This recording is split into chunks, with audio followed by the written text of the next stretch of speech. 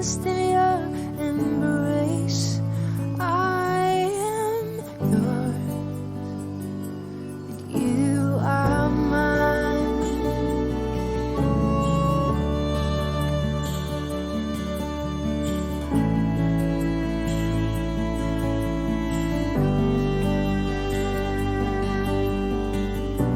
Your grace abounds in deepest waters.